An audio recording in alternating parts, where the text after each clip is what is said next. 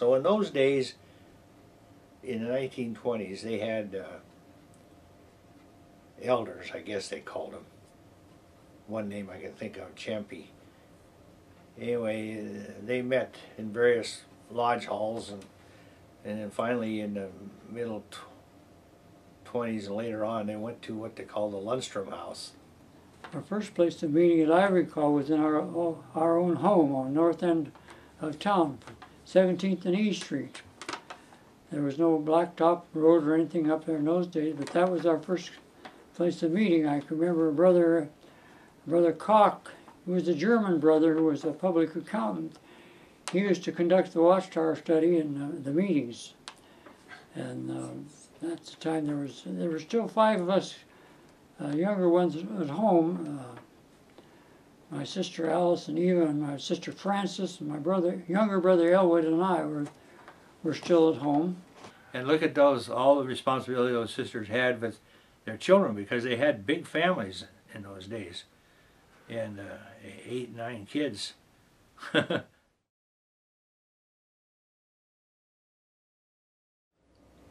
Well, in the middle 20s, they had a real ruckus in the congregation. Well, I don't use that word. We had a division. And the elders of that time, the leaders, didn't want to do the work. The door-to-door. They liked to get up and give talks, Uncle David said. But they would not. And they actually got a meeting together and they all voted to leave and disassociate themselves from the Watchtower. And kind of sheepishly, my grandmother and Sister Lamson, they weren't too energetic about going and leaving. They had reservations, but they did anyway. So the congregation went into kind of a limbo there until about 1930, when Sister Lamson and her family, children, and my grandmother, Eunice, they said, we don't want to, we want to get back. So they wrote the society.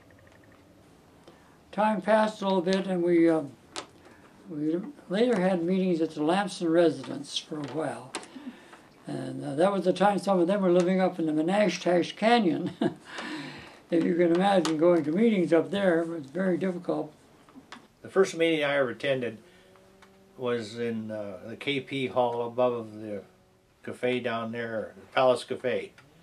There was a lodge hall up there, and we met up there. That was the first time I ever went to a meeting. I was really nervous.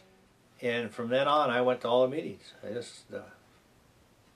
But that's what it took, was Alice worked and worked and worked to get me to come to a meeting. Finally, I went one night with Joel. But then our first Kingdom Hall was on 400 block on North Main Street. At that time, there was a barber shop right next door, and we had this little storefront Kingdom Hall, which was about 11.5 feet wide and about 30 feet long. And Brother Lamson, John, and I constructed some homemade benches for the seats. We had a hard time coming up to one that was comfortable. We had about 3 or 4 models before we got through. And half of it was used by Frank Meyer, the barber, and he rented the other half for quite a while to the brothers. And there's an example of a store. We had a genuine storefront Kingdom Hall. And they had the big window there, and they had the shelf, and all the books were displayed there. But it was probably as wide as this room. That was quite a deal.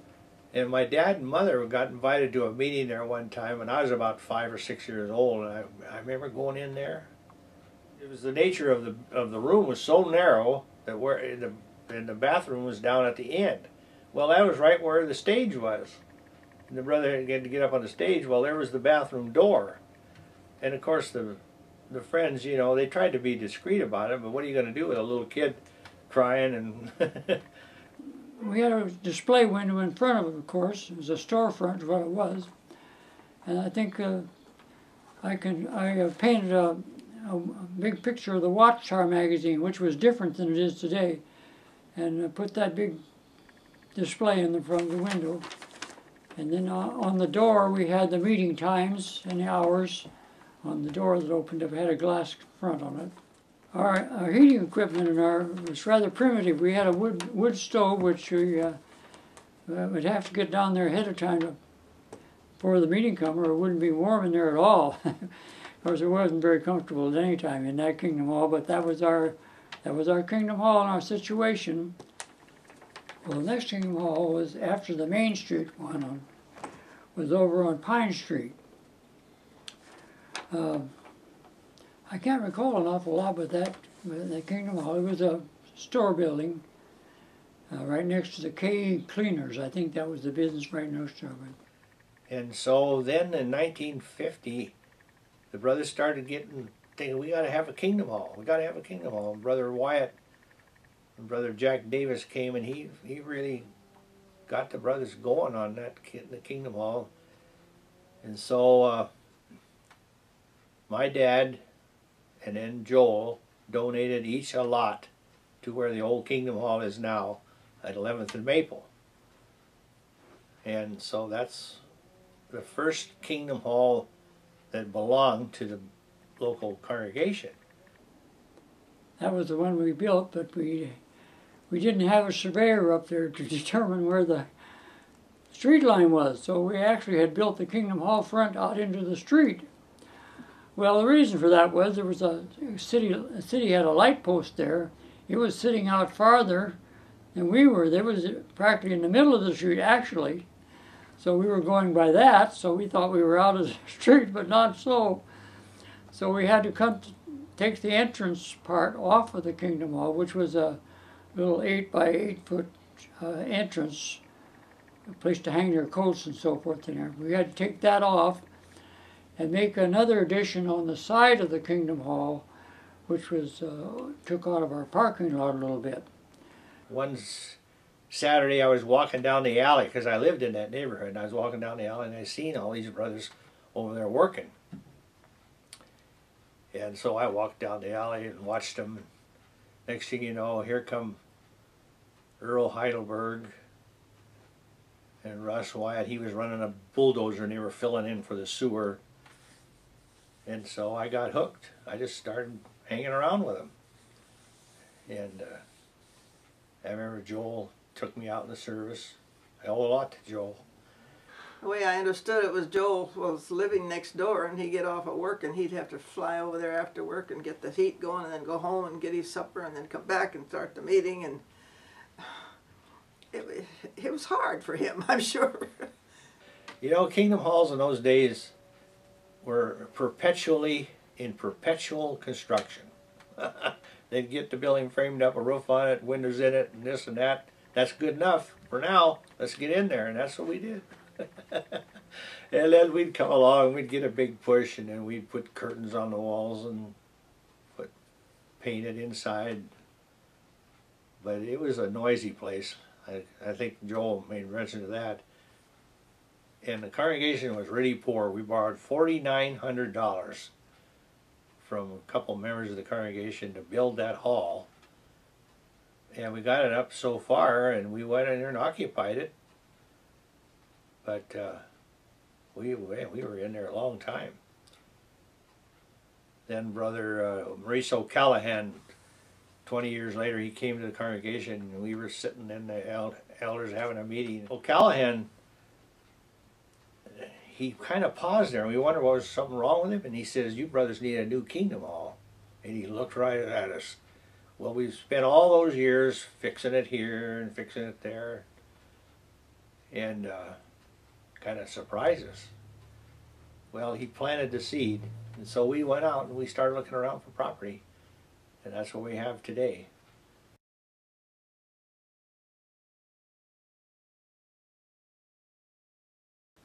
One of the things that stick in my mind, something that's noteworthy, is the presence of the Spanish people. We have a Spanish congregation, and we never ever thought of that. For years we went on. Never thought about the Spanish people because there wasn't any in Ellensburg. Oh, there was one here and there, but the only exposure that we had to the Spanish-speaking people who couldn't speak English was every fall we would go out in the service in the Badger Pocket and all around, and we'd find the sheep herders. And they weren't Mexican, they were from Spain. And I don't know if there's a difference between Spanish and Mexican Spanish. I think there is, they say. But anyway, that was because the Spanish would probably maybe come up and work, but they'd always go back down to Yakima, and that's where but they had no roots in Ellensburg until lately, you know. And now we have a Spanish congregation here.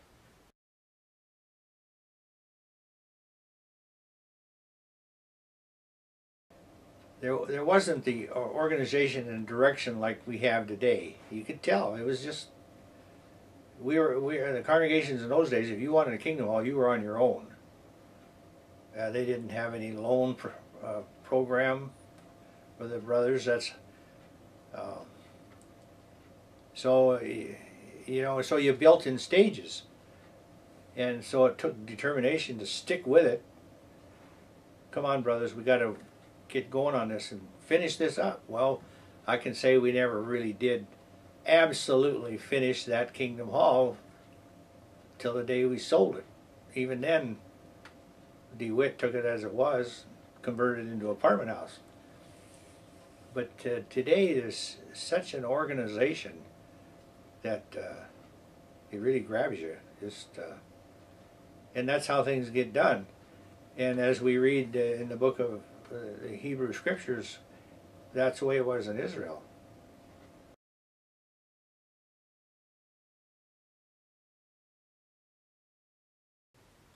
Well, I look back on that, I see, man, the Lord was with us on that stuff, because it really gets intense when you're building a Kingdom Hall, especially the way the organization does it.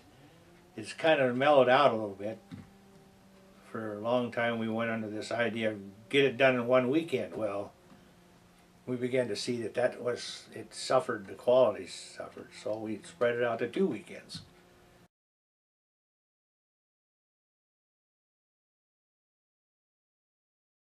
When we were doing the first version of our new Kingdom Hall, Julie, Sister Mackenzie, called the Daily Record up.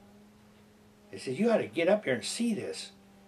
And we had 300 brothers and sisters there erecting this building. And the Ellensburg Daily Record, they didn't know.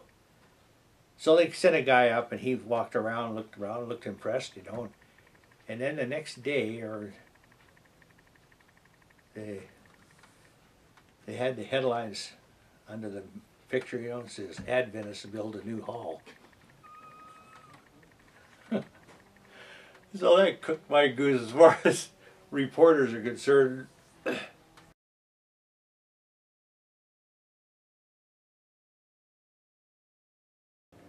Yeah, you know, when they built the first Kingdom Hall, 11th and Maple, we had a front porch out on the west end, and that was in the city right away. And in those days, they didn't check boundaries too good. They kind of looked down this way and looked this way. Well, that's pretty good. Let's put it right there.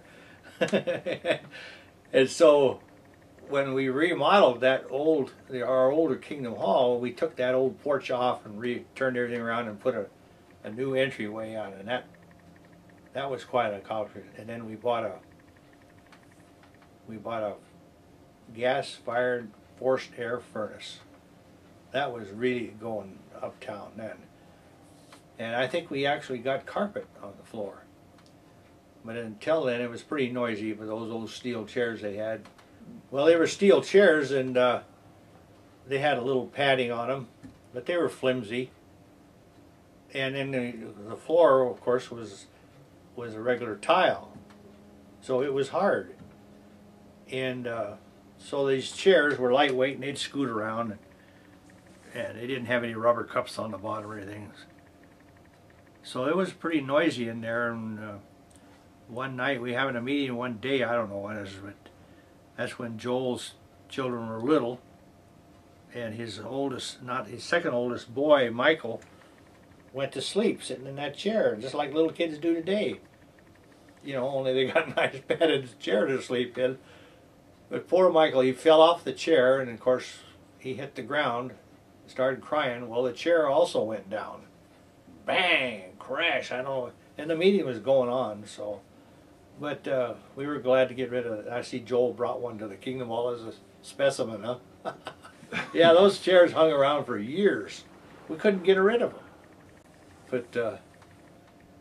But on our Kingdom Hall at 11th and Maple, we went down to the old Odeon Theater and went in there and got their chairs out of there. We must have got 100 or so, and re-padded them. And that was they were a good quality chair. They were just wore.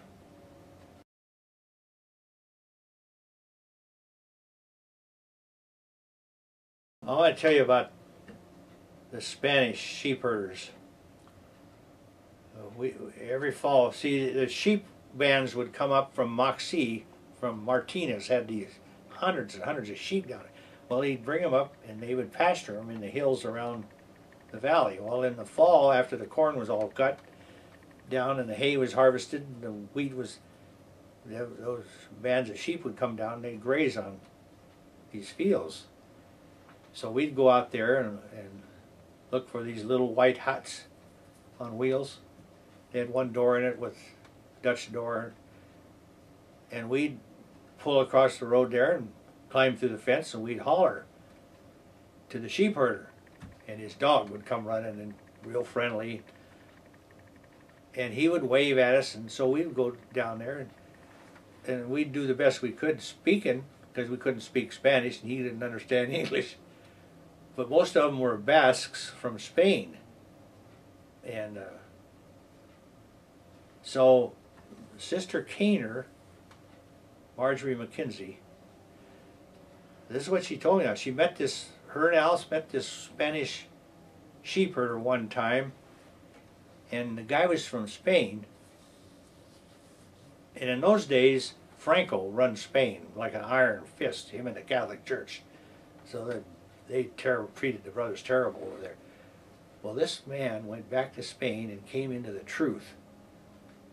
And now I might want to check with Marge on that, because that's the way I understand the story. So that was heartwarming to hear that. So that was the only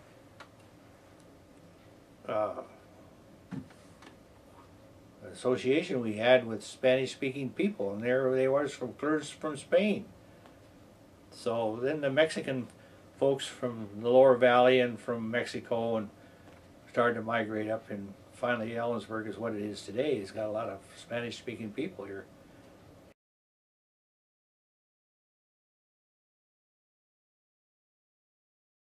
So I was a little baby then. I remember my grandmother. I never really knew my grandfather. He died before I was born. But it's interesting now. My grandma Eunice was her name. Her and her husband Nels were, I think they were leaving Missouri to go to Arizona so he could feel better, because he thought he had tuberculosis. Well, they were in Arizona in what they call a migrant camp along the road, see, because that's a lot of, you hear the tale of the Grapes of Wrath and how the people from Oklahoma all went to California to work and the terrible troubles they had. Well, that was my grandmother. And so when they were in Arizona, here come a coal porter into this camp. And that's what they called him in those days. And he started witnessing to my grandmother, and she just got interested. And even my grandfather was interested at first. This is what David told me. Well, that's where my dad was born, in Prescott, Arizona. And but they already had 2 girls. Then they went up to Nevada. And that's where David was born. And then they came to Ellensburg. And I don't know where they lived in Ellensburg. But finally they ended up acquiring or building this Lundstrom house up on North D Street. I don't know how much of it my grandfather built himself.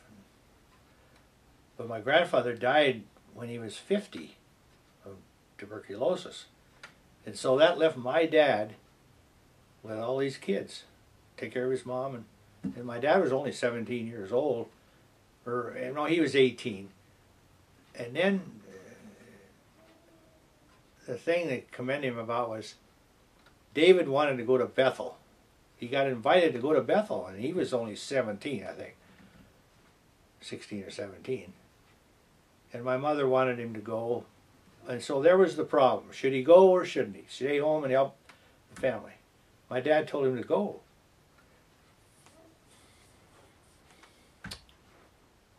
And so David went back there, and he would save his money, his allowance, to buy a train ticket, and every other year he'd come out to see the family. And of course when he came, they had a good time. But my dad, he took it on himself to take care of those kids.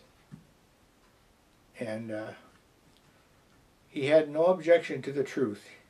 And he told me, he said, I hope you're right.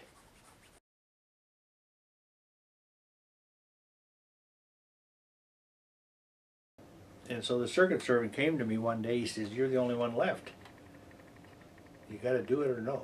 We don't have anybody. So I don't know how I would how I view that.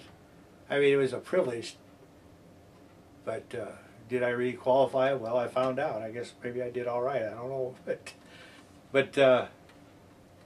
you know, there's not. I suppose in some congregations here and there are needs like that. You're the only one, brother. Pick up the ball. So, but when Ray Moline came, that was. He gave the congregation stability.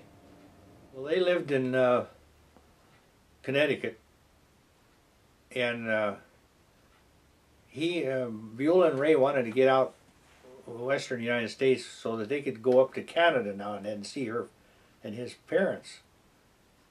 So I kept getting these letters from a Reynold Moline from Connecticut, Bristol, Connecticut. And he asked me, what can you tell me about Ellensburg? And I said, well, I couldn't imagine anybody moving to Ellensburg. That was kind of a negative thought I had. So anyway, they thought about going to Montana, but they wanted to come closer, so they came to Ellensburg. Well, at that time, that was in '65, and we were remodeling our old Kingdom Hall. That's when we put the new addition on the side of it, new entryway, and landscaped it, and we were all out there one Saturday throwing dirt around and raking the grass, getting ready to plant grass seed, and here come Ray Moline, and he warned us that they were coming. But I had a hard time believing that anybody would move to Ellensburg. So here come Ray Moline and Beulah, and they were pulling a little trailer. He had a 1957 Chevrolet. But they gathered everything they had and put it in that trailer and came out. And then they went on out to they got out of the car and we got acquainted with them, patted them on the back, and couldn't believe that they were going to stay. But they went out to the river and camped for a couple of days, and then they got a place to live. But the activity, the spirituality of the congregation changed.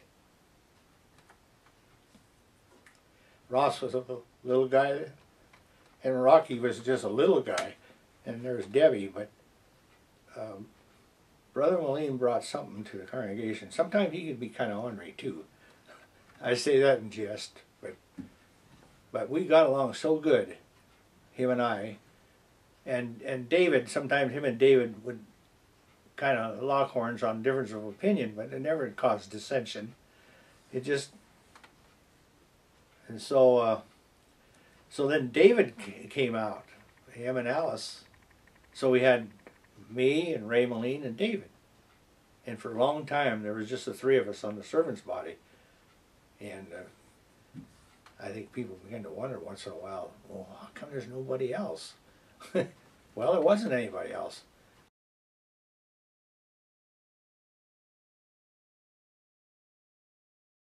Okay, the brothers and sisters in the congregation were the ones that were in on the construction.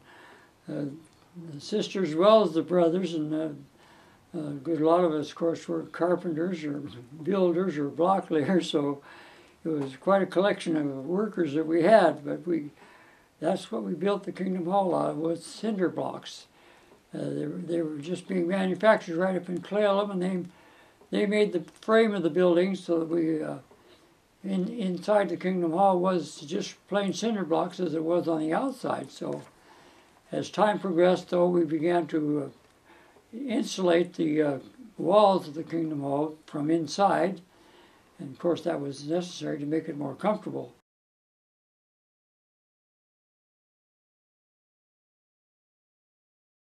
After we used the older phonograph that you had to open up and set on the floor on the doorstep, we had what they called the vertical type phonograph. You didn't open it up, and you just turned it, you held it on your hand and turned the knob at the side, and the voice came out the front. And that was much more effective, and we didn't have all that preparatory work to get it going, and the voice would come out, and that would be it. So, but that phonograph work was quite unusual, to say the least. Of course, the phonograph had a little compartment in the side where you had to put your literature. You could take your book and your booklets and your magazine out that side. After you played the record, you presented the literature and you continued on with your presentation.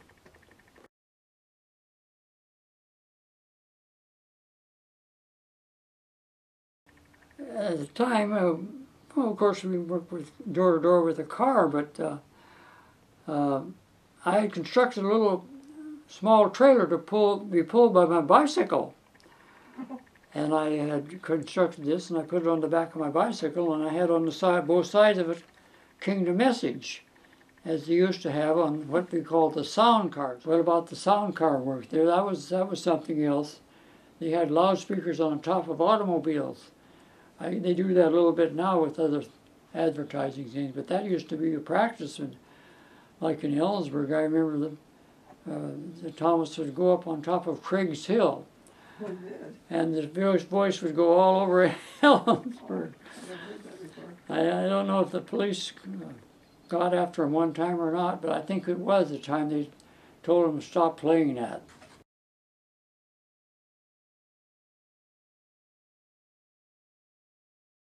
I was crossing a little wooden bridge without a rail. I think that's what it was. I had backed one wheel off of the edge of the bridge, and the only thing that kept the automobile from going down further was the differential caught on the edge of the bridge. And so, well, being very, knowing what to do in the circumstance, this brother went, we had gone to this house already, and we knew there were horses there. So this brother went over there and put a harness on this horse, come out there with the horse, and we fastened him onto the car and pulled the car back on the road. It was a little Model A Ford, I think is what it was, that I had gotten when I pioneered in Montana. And so that got us back going again. So he took the horse back, but I guess the man never came home while we were there, so he never knew about it. Oh. I don't think he did.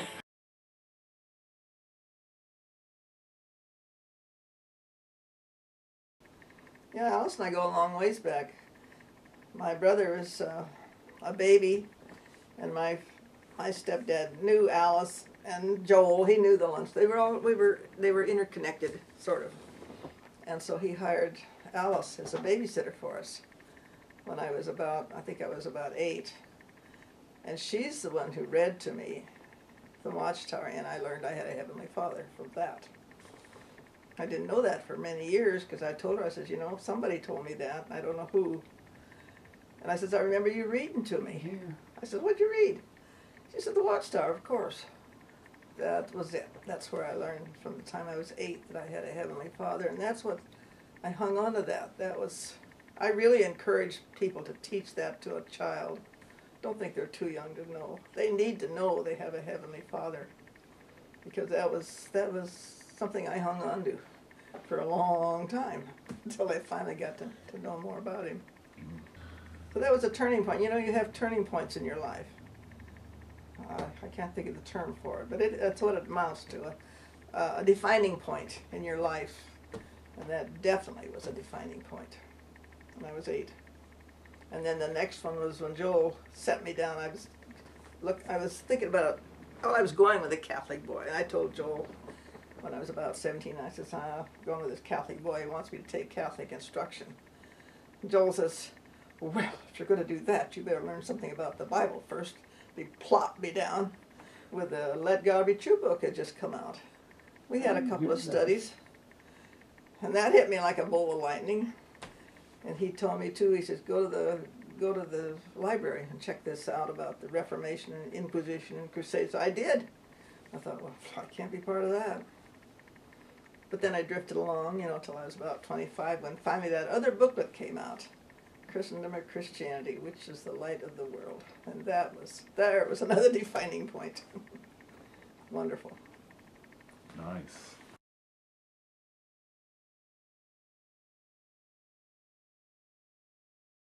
Well, I did go to the hall down there on Main Street that Joel talked about a little bit, a few times.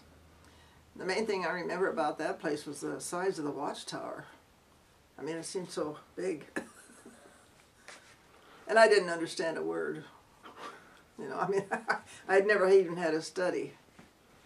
Yeah, it was, you know, you really had to be spiritually hungry, I thought. And I was, definitely, because I had been to many churches looking for, looking for the truth. I had heard when I was about 7 years old that I had a Heavenly Father, and I guess I was looking for Him because I had been church hopping. And the last church I went to, I learned a special sermon was going to be on soil conservation.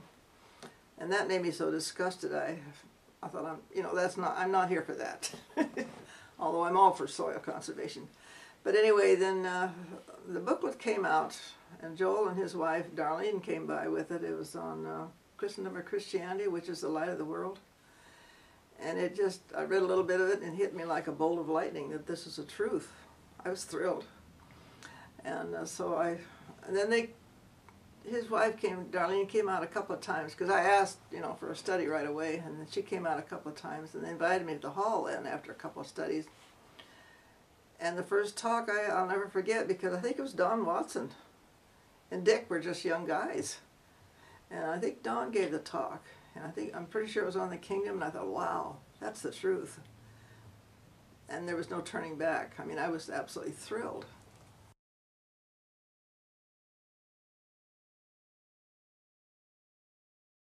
Well, it sure wasn't comfortable and luxurious like we have it today. I mean, we really are in a very posh setting, I believe. But, you know, we just had these funny little rickety chairs, folding things, very uncomfortable. And it would be maybe 20, 30 below outside, and it was cold because it was hard to get the Kingdom Hall warm. So I'd sit there, I'd pull my leg, you pull your legs right up under the chair, or sit on your legs with your coat wrapped around you, and baby sitting on you, trying to keep warm and trying to keep comfortable, trying to pay attention. And it was not comfortable. But if you were spiritually hungry enough, you know, you were happy to be there.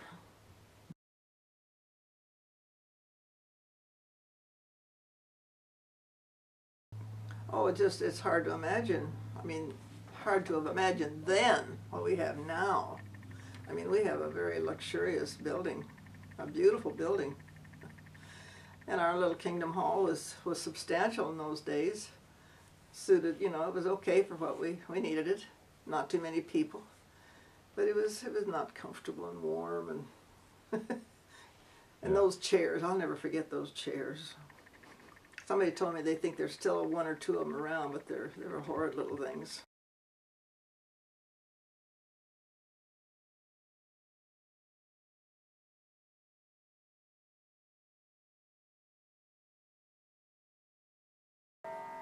Well, like I said, I was supposed spiritually hungry, but I had 2 little studies. Then I was invited to the hall, and I immediately came, and that was the end of any studies, period. Never had another one. And so, but I would beg Alice to let me go out in service with her. And so I was out maybe 6, 7 hours a week for quite a long time, listening to her conduct studies, trying to learn.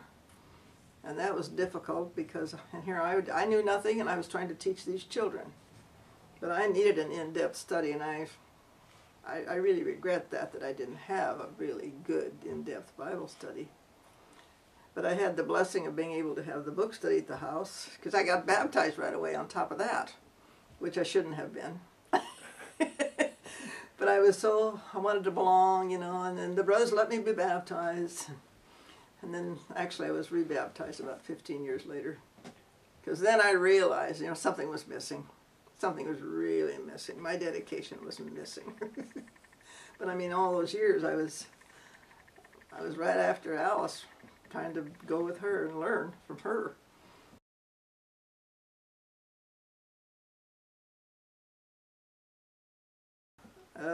I probably shouldn't even tell about that.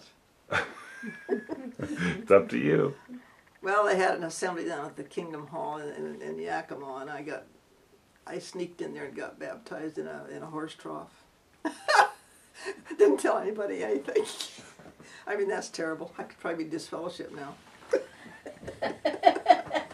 You're not going to repeat that, are you, please?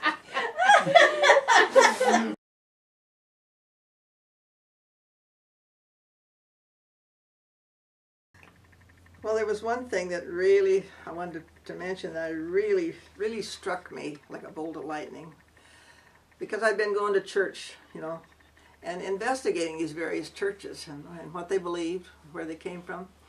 And I'll never forget, we had a talk at the hall about how the congregation, our congregation, is designed after the first century congregation. And I thought, oh, how wonderful. I mean, that's what I wanted. That really was a big point to me. This, you know, besides it being the truth, here I thought that was wonderful, thrilling.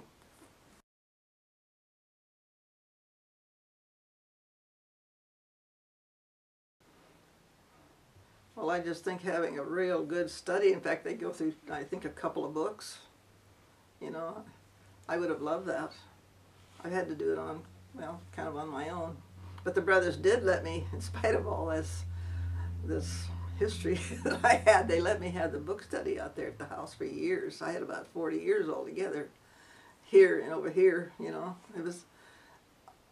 That was a real treasure to me. So I was so happy that my children got to be in on all that. I mean, that was a real blessing.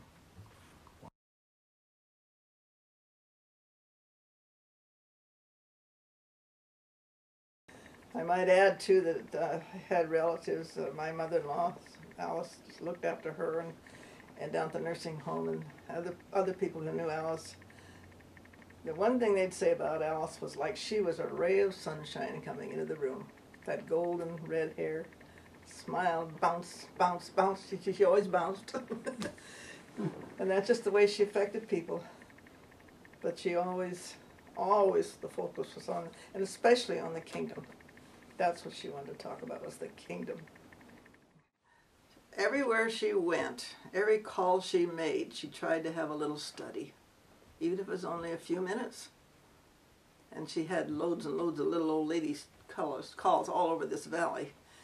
But she invariably had just a little bit of a study on each one. And she and I met who was it? A lawyer downtown, somebody down, one of the city fathers down here. And he told her, and I remember him telling her, you know, that she had had a wonderful social impact on the community. And then another lawyer told me that he thought she was a saint. Really, I mean, he was serious. He really thought that she was, he says, I don't know what you believe, but he says, I think she's a saint.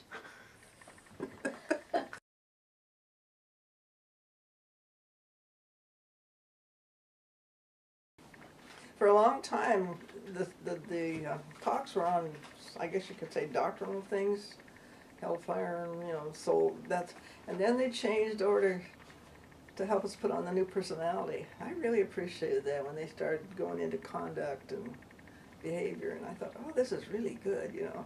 You could see it was preparing us for the transition into the new system of things. Well, didn't they tell us just recently in the new system of things, we'll take our personality with us, and it needs to be the new personality, not the old one. Well, that New Kingdom book we have, the purple one, which I read over and over and over, they say in there that Jehovah's organization doesn't go from bad to good, but it goes from good to better.